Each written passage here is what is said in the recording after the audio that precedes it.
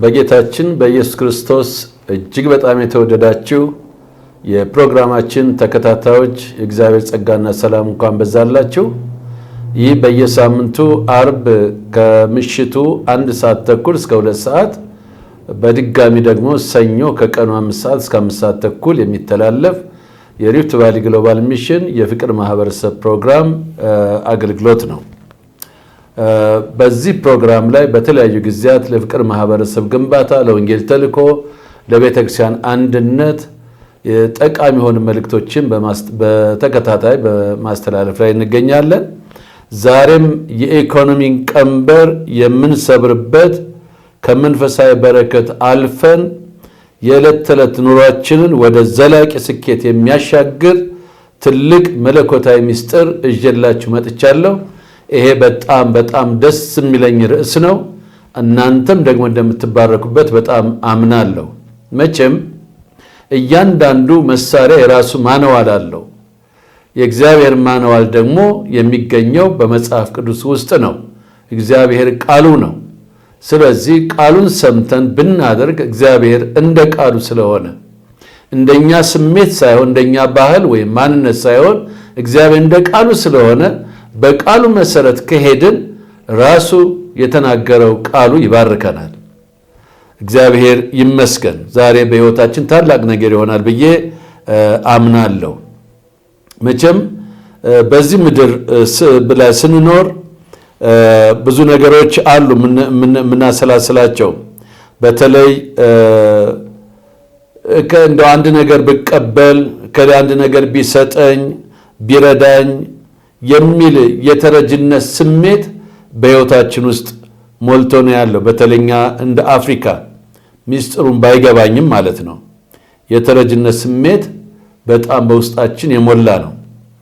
ዛሬ የማቀርብላችሁ ከተቀባይነት ወደ ሰጭነት ወይም የመስጠት መለኮታዊ ምስጢር የሚለውን ነው።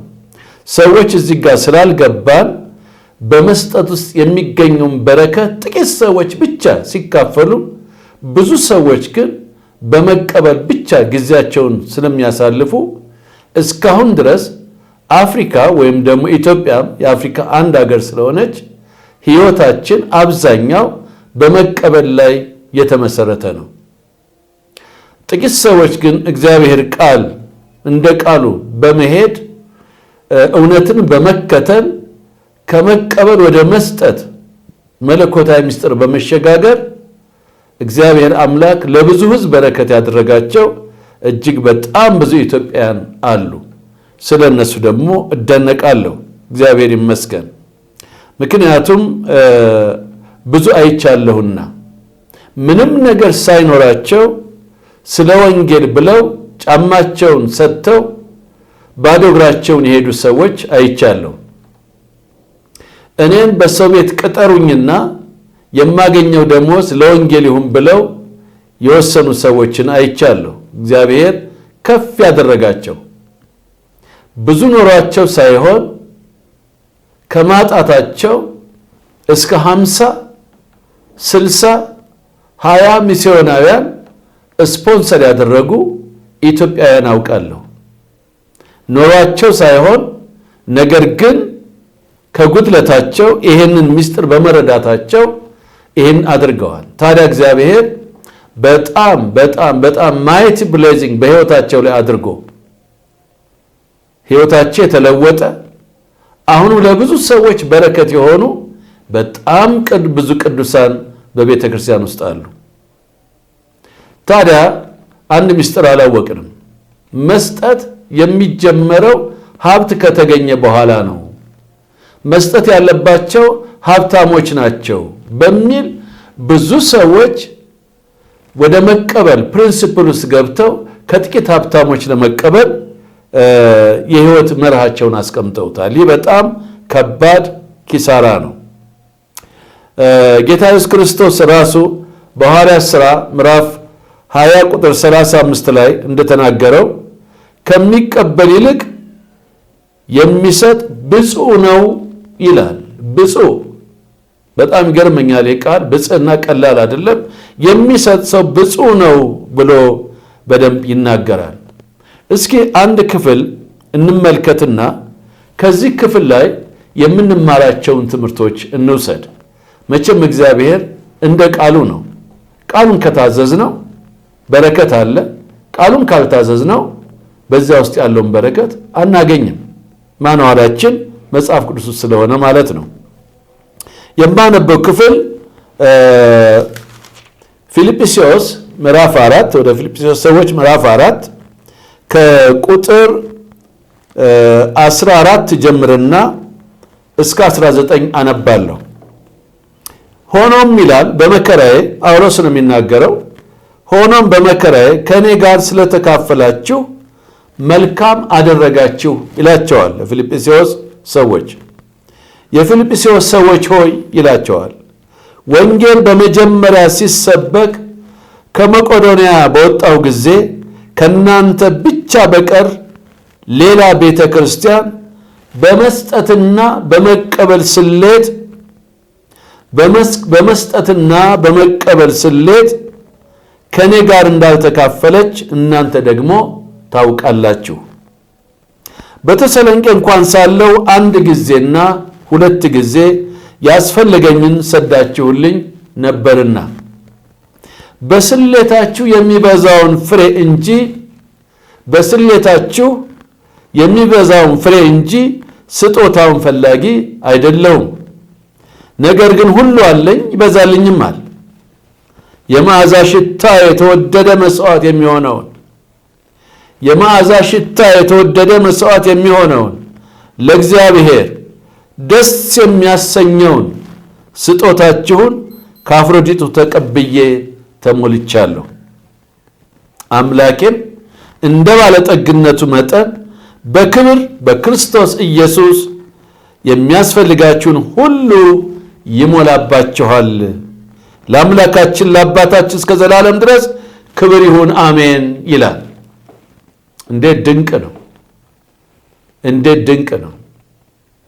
ይሄ አምላኬም እንደ ባለጠግነቱ መጠን በክብር በክርስቶስ ኢየሱስ የሚያስፈልጋችሁን ሁሉ ይሞላባቸዋል የሚለው ለሚሰጡ ሰዎች ነው። ሌላ ለሚጻፈው ለሚሰጡ ሰዎች ነው። እስቲ ከዚህ ምዕራፍ ላይ ጥቂት ነገሮችን እንማር። የመጀመሪያው መስጠት የሰማይ መስኮትን ይከፍታል። መስጠት የሰማይ መስኮትን ይከፍታል። እንደዚሁም በሚልክያስ ላይ 3:10 እግዚአብሔር ሲናገር ፈትኑኝ ካለ በኋላ ሰማይን ባልከፍትላችሁ በዚህ የሰማይን መስኮት ባልከፍትላችሁ በዚህ ፈትኑኝ ይላል። ሰርቃችሁኛል፣ ምንድነው የሰረቅን ትላላችሁ፣ አስራቴን ሰርቃችኋል ካለ በኋላ ነገር ግን ብትሰጡ እኔ ደግሞ የሰማይን መስኮት ከፍታለሁ፣ ከቤታችሁም ምንድነው እነዚህን በቤታችን ውስጥ ያሉትን ለትናንቅ ወጪዎች የሚዳርጉትን ሁሉ እነሱን አስወግዳለሁ ብሎ ይናገራል። መቼም አንድ ሰው በራሱ ሀብት ፈትኑኝ ብሎ ሲናገር እደነቃለሁ። ሰማይም የተከፈተው ዝም ብዬ ሳይ አንደኛው በመስጠት ነው። ሁለተኛው ኢየሱስ በዮርዳኖስ በተጠመቀ ጊዜ መንፈስ ቅዱስ በሱ ላይ በመጣ ጊዜ ነው። ሌላው ደግሞ በይቅርታ እስጢፋኖስ በድንጋይ ሲወግሩት የሚያደርጉትን አያውቁምና ይቅር በላቸው ያለበት ጊዜ ነው። እንግዲህ መስጠት፣ መንፈስ ቅዱስ፣ እንደገና ደግሞ ይቅርታ ምን ያህል መሰረታዊ የክርስትና ሕይወት እንደሆኑ ለመረዳት ችያለሁ። መስጠት እጅግ በጣም አስፈላጊ ነው። መስኮቱን ይከፍታል። ሐዋርያ ጳውሎስ በፊልጵስዩስ ወህኒ ቤት ሆኖ በነበረበት ወቅት የፊልጵስዩስ ቤተክርስቲያን አማኞች ስጦታ እርዳታ ልከውለት ነበረ። እሱ ግን ደስ የተሰኘው በምን ነበረ? ለነሱ በሚበዛው ስጦታ ነበረ። ምክንያቱም እኔ አለኝ አለ፣ ደስ የሚለኝ ለእናንተ በሚበዛው ፍሬ ነው ይላል። መስጠት ከእግዚአብሔር ሰማያዊ በረከትን እንቀበልበታለን። መስጠት እግዚአብሔር የዘላለም አምላክ በጥቂት የምንዘራውን አብስቶ እንደ ቃሉ ይባርከናል። ትንሽ ያላቸውን እንጀራ ሰጥተው ለ5,000 ሕዝብ ሲሆን አይተናል። አንድ ፍኝ ዱቄት ሰጥታ ለብዙ ዓመት እሷም ነብዩም ልጇም እንደበላች አይተናል። እግዚአብሔር የሚሳነው ነገር የለም። እግዚአብሔር ሰጪ አምላክ እንጂ ወሳጅ አምላክም አይደለም። ሁልጊዜ ወደዛች ወደ መበሊቷ ወደ ሰራብቷ ሴት ሄዶ ነብዩ ምንም ነገር እሷና ልጇ በልተው በሞት አፋፍ ላይ ያሉ ሄዶ እንጎቻ ጋግሪና አምጪ ሲል እግዚአብሔር ጨካኝ አምላክ ሆኖ አይደለም። ነገር ግን እግዚአብሔር የመርህ አምላክ ስለሆነ እንደ ቃሉም ይሰራ ስለሆነ ሊባርካት ነብዩን ላከ። እግዚአብሔር እንድንሰጥ የሚጠይቀን ሊባርከን ነው እንጂ ሊወስድ አይደለም። ወሳጅ አምላክ አይደለም። አንድ ልጁን ኢየሱስ ክርስቶስን ለኛ የሰጠ አምላክ ነው። በሰጭነት ይታወቃል እንጂ በመውሰድ የሚታወቅ አይደለም። እግዚአብሔር ይመስገን። እንግዲህ ጳውሎስ እንደሚናገረው ይሄ የምትሰጡት ስጦታ በእግዚአብሔር ፊት ደስ የሚያሰኝ መዓዛ ሽቶ አለው ይላል። እንዴት ድንቅ ነው! ይሄን እያሰብን የምንሰጥ ቢሆን መልካም መዓዛ ሽቶ ነው ይላል። ደግሞ ደስ የሚያሰኝ መስዋዕት ነው ብሎም ይናገራል። ስለዚህ መስጠት ከእግዚአብሔር የበረከትን ሰማይ የሚከፍትልን ነው። ይሄን ነገር ሳስብ አንድ ነገር እንድናስብ ፈልጋለሁ። በተለይ በኢኮኖሚ ትንሽ ነገር ያለን ሁልጊዜ ባለጸጎች ወይም ደግሞ ባለሀብቶች እንዲሰጡን ነው የምንፈልገው። ሁልጊዜ መጠበቅ መቀበል በሕይወታችን ደስ ያሰኘናል። እሱ የበረከት መንገድ አይደለም። የበረከት መንገድ ያችን በወገቧ ላይ በመቀነቷ የያዘችውን ዲናር ወይም ደግሞ ሳንቲም በኢየሱስ ክርስቶስ በነበረበት ጊዜ እንደጣለችና ኢየሱስ ክርስቶስም እዋትች ሴት ትዳሯን እኮ ጣለች፣ ከማጣቷ ሰጠች፣ ሌሎች ካላቸውን የሰጡት ብሎ የመሰከረላት ዛሬም ለኛ ወንጌል ሆና በወንጌል ላይ እንደተቀመጠች እንደገናም ደግሞ በሌላ በኋላ እናየዋለን። የድህነታቸው ጥልቀት ከመስጠት እንዳላጎደላቸው ይልቁንም በእኔ አረዳድ ምንም የለንም የሚሉ ሰዎች መስጠት ወደ በረከት ያወጣቸዋል ብዬ አስባለሁ። መንገዱም እሱ ነው። ደሃ ነኝ የለኝም የሚለው በእግዚአብሔር ፊት አይሰራም። ምክንያቱም ማንም ሰው በእግዚአብሔር ጉባኤ ባዶ እጁን አይሆን ነው የሚለው። እግዚአብሔር ያልሰጠው የለም። መስጠት ስለማንፈልግ እንጂ እግዚአብሔር ያልሰጠው የለም። አንድ እግዚአብሔር ሰው 2,000 ብር ደሞዝ የሚያገኝ ወይም 2,000 ብር ትርፍ ያገኘ ሰው በ1,800 ችግሩ ሳይፈታ በ200 ብር ችግሩን የሚፈታ መስሎት ከእግዚአብሔር ይሰርቃል። ይህን ያደረገው ሰይጣን ነው፣ ወደ እግዚአብሔር በረከት እንዳይገባ ነው ብለው ሲያስተምሩ ትዝ ይለኛል። ስለዚህ ዛሬም ለእኔም ለራሴም ይሄን ለምሰሙ ሁሉ እግዚአብሔር በእጃችሁ ሰጥቷቸዋል። ዳዊት እንዳለው እኔ ማን ነኝ ለአንተ የምሰጠው? ከሰጠኸኝ መልሼ እሰጣለሁ እንጂ እኔ ማን ነኝና ነው። ምክንያቱም ባዶውን ራቁቱን ወደዚህ ምድር የመጣ ሰው ነው። ሁሉም ነገር የተቀበለው ንግስናውንም ኢኮኖሚውንም ማቴሪያሉንም ከእግዚአብሔር ነው። በዚህ ታምናላችሁ ወገኖቼ? ሁሉን የተቀበልነው ከእግዚአብሔር ነው ብላችሁ ነው? እግዚአብሔር ረዳንና አገኘን ብላችሁ ነው የምታምኑት? ወይስ በራሴ ጥረትና በራሴ እውቀት በራሴ ትምህርት በራሴ እስኪል አገኘሁት ብላችሁ ነው የምታስቡት?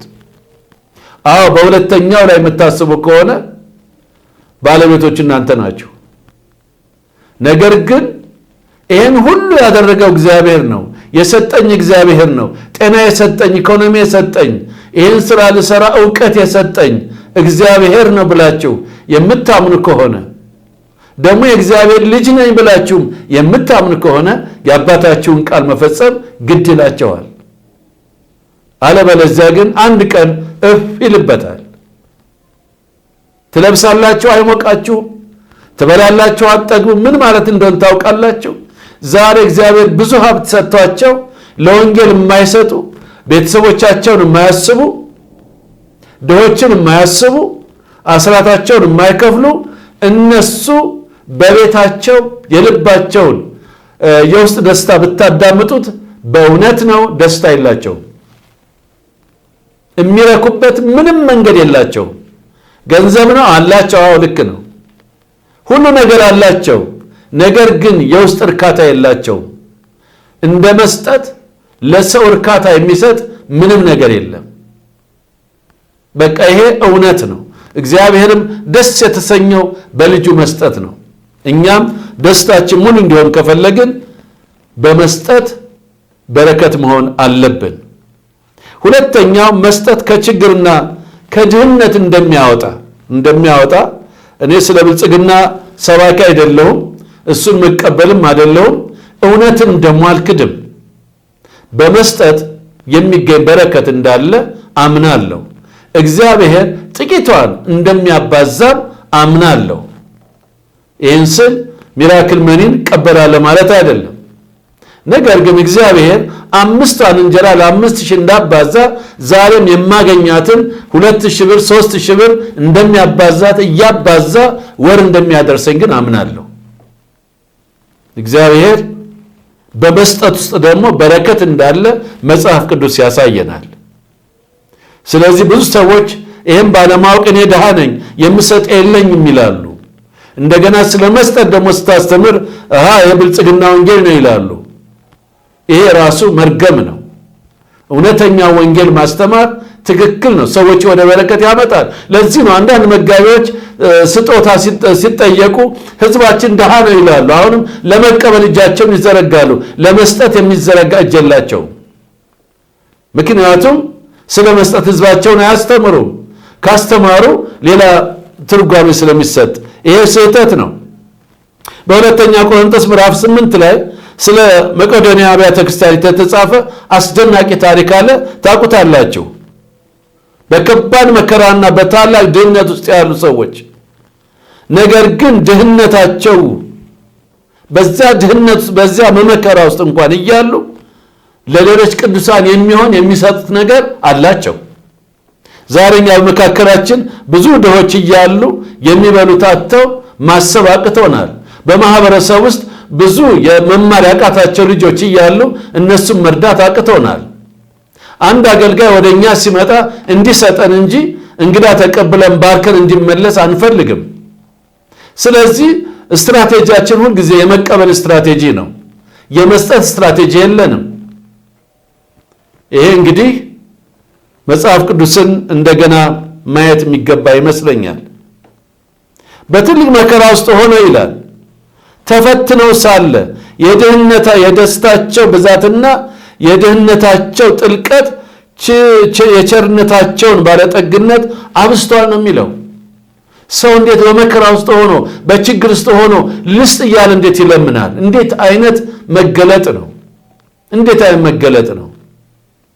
ይህን በኢየሱስ ክርስቶስ ስም ከመቀበል እግዚአብሔር ወደ መስጠት መንፈስ ይለውጣል። በቃ እግዚአብሔርን እንዲሰብር ያስፈልጋል። ኢትዮጵያ ቤተ ክርስቲያን ለብዙ ዘመን ተቀብላለች። መቼ ነው የምትሰጠው? ዛሬም እንኳን ስልጠና እንኳን ለመስጠት እንጀራ ካልተበላ ሰው መስዋዕት ማድረግ የማይችልበት ነው። ይሄ ደግሞ ወደ ቁጭት ዘመን የሚወስደን ነው እንጂ ወደ በረከት ዘመን ይወስደናል ብዬ አላስብም። ድህነትን የምናሸንፈው በመቀበል ሳይሆን እግዚአብሔር በእጃችን የሰጠንን ታናሽ ነገር ትንሹን ዘር በመስጠት ነው። ለመስጠት ደግሞ መስራት ያስፈልጋል። መስራት፣ መቆጠብ፣ መስጠት፣ መስራት፣ መቆጠብ፣ መስጠት፣ እነዚህ እንደ ሰርክል የሚሽከረከሩ ናቸው። መስራት፣ መቆጠብ፣ መስጠት።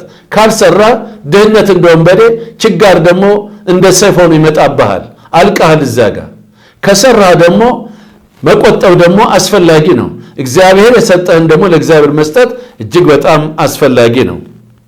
እግዚአብሔር ይመስገን። ሶስተኛው የመስጠት መጠን የመከርን መጠን ይወስናል። በሰጠው መልክ እግዚአብሔር እንደሚሰጥ ሁለተኛ ቆሮንቶስ ምዕራፍ 9 ከ6 እስከ 8 ማንበብ ትችላላችሁ። ገበሬ የሚሰበስበው በዘራው መጠን ነው። እግዚአብሔር ይመስገን። ምክንያቱም በጥቂት የሚዘራ በጥቂት ብዙ የሚሰራ በብዙ ብሎ ስለሚናገር ማለቴ ነው። እግዚአብሔር የምንሰጠው ገንዘብ መጠን ብቻ ሳይሆን ልባችን ያህል በደስታ እንድንሰጠው ነው። ሕግን ለመፈጸም አይደለም መስጠት ያለብን። ቤተክርስቲያን ምን ይለናል? ይሄንን ብንሰጥ ከሌላ ያመሰግነናል፣ ይሄን ብንሰጥ ወሮታን ፈልገን ደስ ሳይለን የምንሰጠው እሱ ምንም በረከት የለውም። እግዚአብሔር ይባረክ። ስለዚህ ዛሬ በኢየሱስ ክርስቶስ ስም ከመቀበል ወደ መስጠት ያሸጋግረናል እግዚአብሔር አምላካችን። ዛሬ አመለካከታችን የምንቀይርበት ቀን ነው። ከተቀባይነት እጅ ወደ ሰጭነት እጅ የምንሸጋገርበት ሰዓት በኢየሱስ ክርስቶስ ስም እንዲሆንልን እመኛለሁ።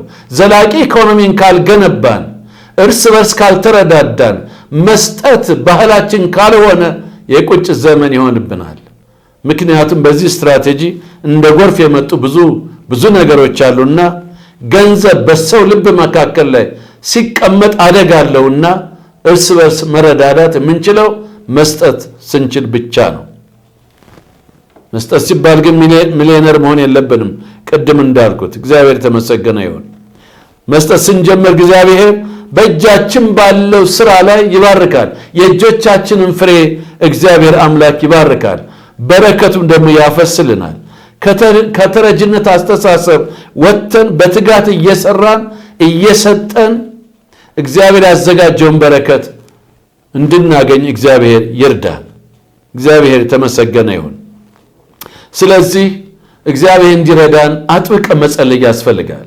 የእሱ ኃይል የእሱ ጸጋ ከሌለ በስተቀር ሰው በኃይሉ ምንም ሊያደርግ አይችልም። ይህን የድህነት የንፉግነት መንፈስ ይህ እንዳንሰጥ የሚከለክለንን ክፉ መስበር አለብን።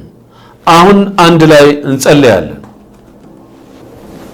የሰራዊት ጌታ እግዚአብሔር ሆይ ዛሬ ይህንን ቃል በዚህ በቴሌቪዥን ለሚከታተሉ ወገኖች ሁሉ በኢየሱስ ክርስቶስ ስም እጸልያለሁ።